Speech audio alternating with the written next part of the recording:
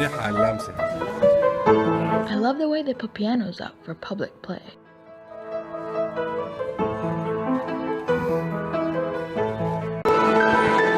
Some people are so good they could improvise at the train station.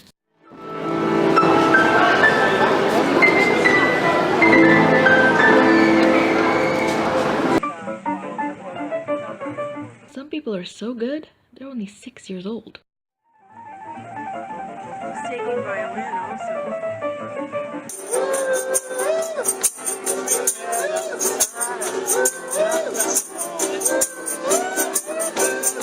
One of my favorite short little clips of people making music at stations is this one from St. Pancras International, a station I frequently go through.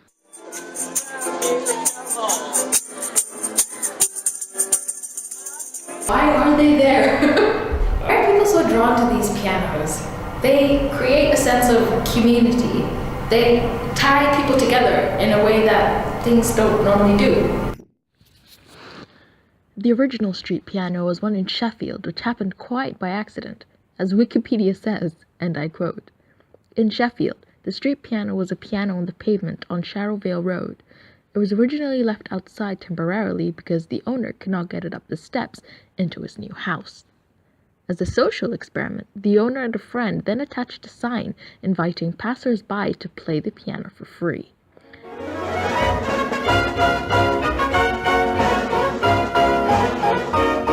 This offer was taken up by a great many people, and the piano became a part of the local community. It survived for over a year, including being stolen and subsequently replaced by a newer model, with several volunteers willing to provide a new one. The original street piano in Sheffield belonged to a family from Middlesbrough for decades before moving, with the daughter of the family ending up in Sheffield. The original piano's stool and music book holder did not make it onto Shallow Road, parting company after many happy years together. The piano became the center of a local campaign once the local council decided it constituted an abandoned item. You set my soul on fire. The campaign to save it spread quickly to the local news outlets, with several articles on indie media. As of July 2006, a spokesman said in an interview for the national BBC Radio 4 that the piano was no longer under threat of removal. However, it was eventually removed in 2008 because of weather damage.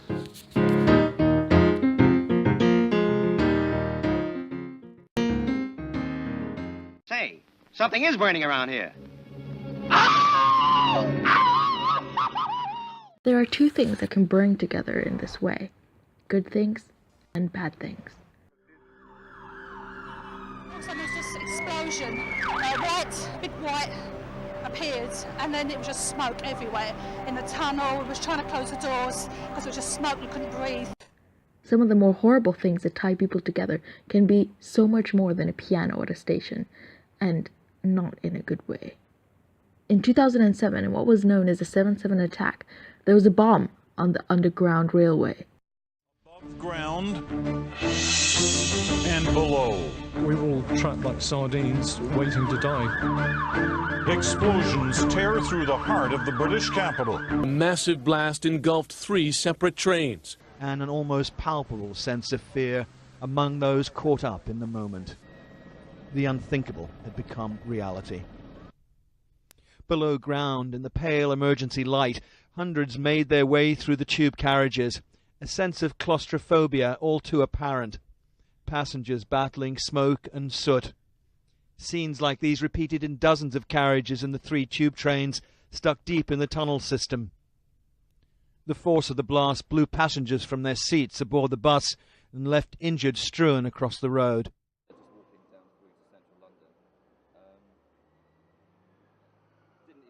There were 4 accomplices: Mohammed Sadiq Khan, Jazed Tanweer, Azib Hussain, and Jermaine Lindsay. This video of Mohammed Sadiq Khan, the mastermind behind the incidents, is disturbing because it shows him saying his final goodbyes to his daughter, who was only a few months old at the time. I absolutely love you to bits, and you've been the happiest thing in my life. Before that, he was a normal father, living in a family environment and working for his children, until he was radicalized through online media. to the non-Muslims of Britain. It's eerie to think that these were human. These were real men with real lives before them. They weren't just people who'd grown up in a war zone, or people who had seen things and people who had horrible background. These were people who had grown up in modern society that were simply persuaded through online methods to do the unspeakable. That's what makes it so eerie. Train stations can be disorientating.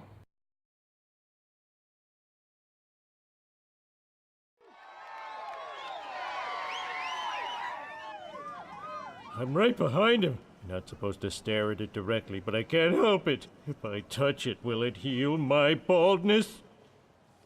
Modern escalators are usually inclined at 30 degrees and limited in rise to about 60 feet or 18 meters, with a floor-to-floor rise of about 12 feet or 3.5 meters. According to Britannica, once you start getting beyond this, things get more dangerous and there's further to fall by the object. And as there's further to fall by the object, it'll have a greater GPE, or gravitational potential energy. Gravitational potential energy can be calculated with the equation energy equals mass times gravity times height. The mass of the object is measured in kilograms. The gravity of the object is 9.81 newtons if you're on Earth, while the height from the ground of the object is measured in meters.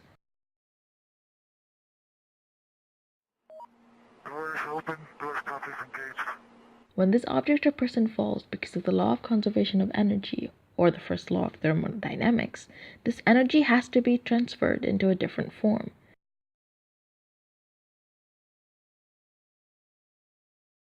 Namely, heat and sound energy upon impact, and kinetic energy as it falls down. One of the other most disorientating things about travel by train that people complain about is another train pulling out of the station when your train is still completely still, and being completely convinced that you're moving, only a few seconds later to realize that you're completely stationary. You know what's interesting? When you're on the train, time seems like it slows down. But before you know it, you're at your final destination, and when you try to recollect your thought process, what exactly you were thinking about, what your mind was doing that entire period of time, there's some really cool stuff which is thought of and explained through the premise of trains.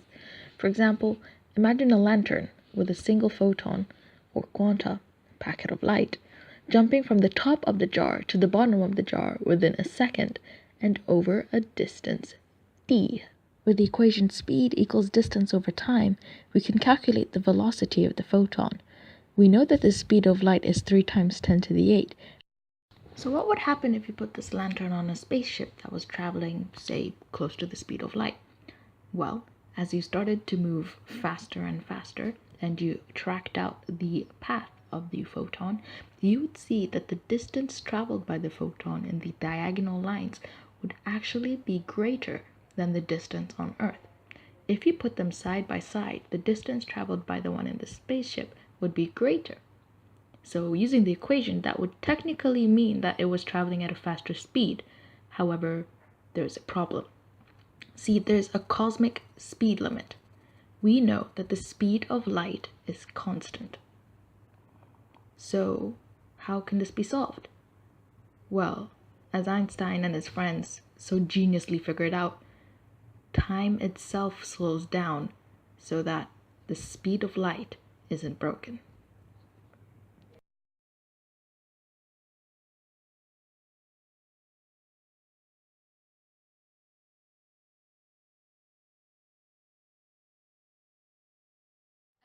Thanks for watching. If you'd like to tell me what else you'd like to see on the channel, please tell me in the comments. If you'd like to hit me up on Facebook or on Twitter, go ahead. And this time I'd also like to have a shout out for a close friend of mine that I've known for a long time, named Sosa. He has this awesome Instagram, which is called Sosa_inspires.